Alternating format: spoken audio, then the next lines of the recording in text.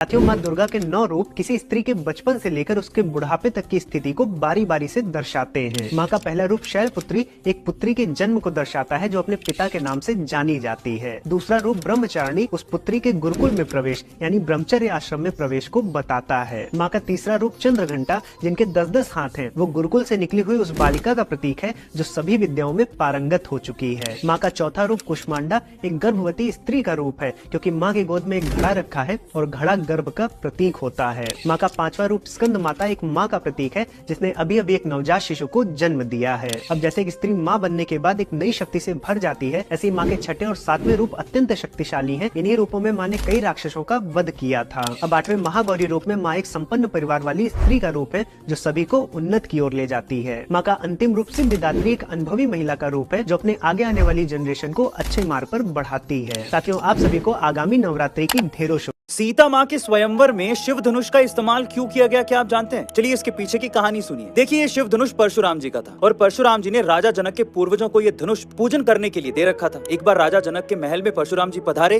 उसी समय माँ सीता जो कि मात्र 3 साल की थी, वो पूजन करने के लिए महल के मंदिर आई हुई थी। राजा जनक और परशुराम जी आपस में जब वार्ता कर रहे थे तभी अचानक परशुराम जी का ध्यान छोटी सी सीता जी पर गया। सीता जी ने एक हाथ में प्रचंड पिनाक नामक शिव धनुष को उठा रखा था और दूसरे हाथ से धनुष स्थल की सफाई कर रही थी। उन्होंने उस बचपन में वो धनुष जो 100 करोड़ मनुष्य एक साथ मिलकर भी नहीं उठा सकते थे, उसे उठा रखा था जैसे कोई कमल का फूल हाथों में उठा रखा हो। परशुराम जी समझ गए कि ये परब्रह्म श्री राम की नित्य शक्ति है। उन्होंने जनक से कहा था कि महाराज, अपनी पुत्री का विवाह केवल उस पुरुष से करना जो इस शिव धनुष पिनाक को उठा सके और इस पर प्रत्यंचा चढ़ा सके। परशुराम जी जानते थे कि संसार में केवल 2 ही पुरुष ऐसे हैं जो कि इस धनुष को उठा सकते हैं। एक थे स्वयं शिव और दूसरे थे श्री राम।